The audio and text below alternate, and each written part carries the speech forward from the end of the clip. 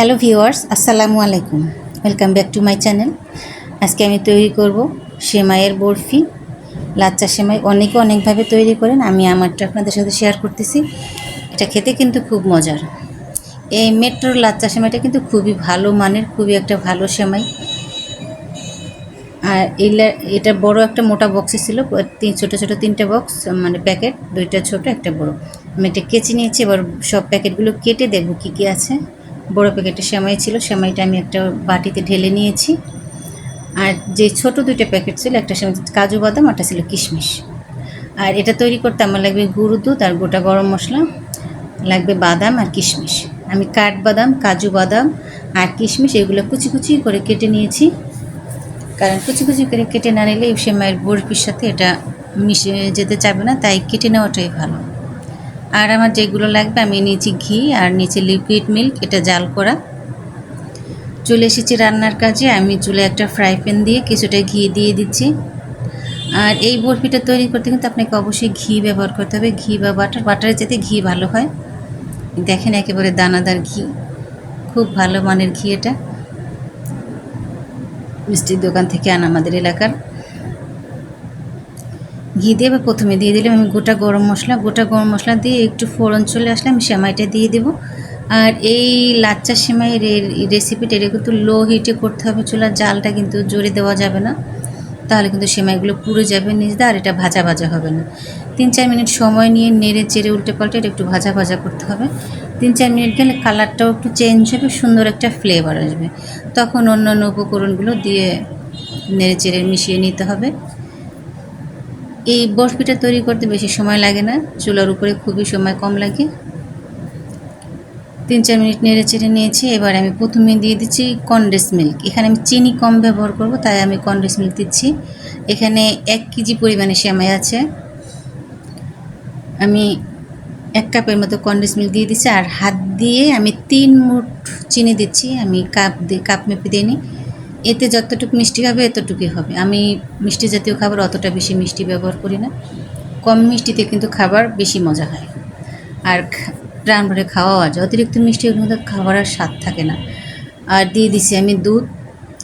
এবার দিয়ে দিলাম আমি কালো এলাচগুলো, দিয়ে এগুলো মিশিয়ে নেবে। এই যেটা দেখতেছেন যে এটা গলে যাচ্ছে, এটা কিন্তু গলে যায়নি, এটা আস্তে আস্তে এই যে দুধ আর এইগুলো দিচ্ছে, এগুলোতে এটা সুন্দর করে ভেজে ভেজে নিলে আবার ঝরঝরে হয়ে যাবে সেমাইগুলো।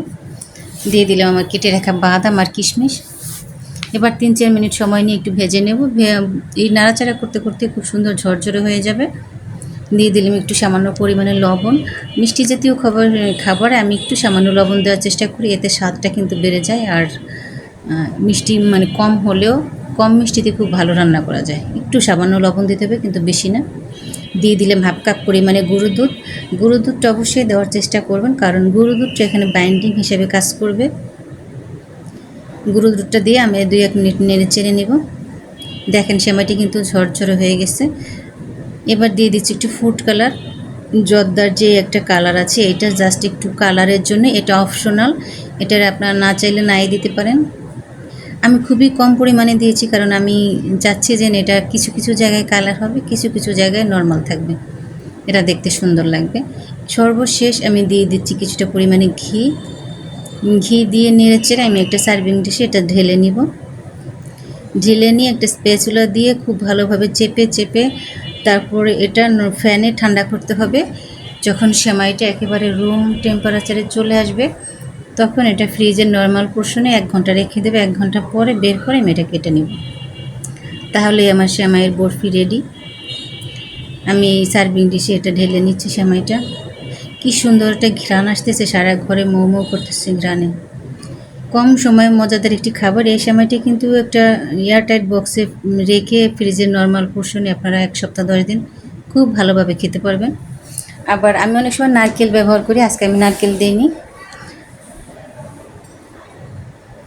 এমনি শুধু বাদাম কিশমিশ দিয়ে করতেছি। এই যে আমি চেপে চেপে এটাকে সমান করে নিচ্ছি, আপনাদের দেখানোর চেষ্টা করতেছি।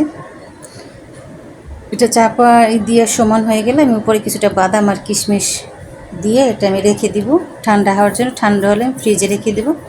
এরপর এটা আমি আপনাদের কেটে দেখাচ্ছি যে কতটা সুন্দর হয়েছে এবং কতটা স্ট্রং, মানে উপরটা হার্ড ভিতরটা জুসি। খুবই মজাদার একটি খাবার। সবাই এভাবে লাচ্চা সেমাই দিয়ে সেমাইয়ের বরফি তৈরি করে খাবেন। এটা ঈদের সময় আমি এবার ঈদে করতে পারি নাই, কারণ আমার হাজব্যান্ডের ঈদের 2 দিন আগে থেকে জ্বর, ঈদের পর পর্যন্ত জ্বর ছিল। তো ঢাকায় এসে বলতেছে, এবার তো বরফিটা তৈরি করলো না, ঈদে তো আমি কিছু খেতেও পারলাম না, অন্তত এখন একটু তৈরি করে দাও। তাই আজকে এটা বানিয়ে দিলাম তাকে। এই দেখেন আমি কিউব কিউব করে কেটে নিয়েছি। আপনারা আপনাদের পছন্দ মতো শেপ দিয়ে কেটে নেবেন। আমার চ্যানেলটাকে যারা এখনও ফলো, লাইক, শেয়ার, কমেন্ট করেন নাই, অবশ্যই শেয়ার দিয়ে পাশে থাকবেন। সবাই সবার জন্য ভালো দোয়া করবেন। সবাই ভালো থাকবেন এই কামনা করি। আল্লাহ হাফেজ।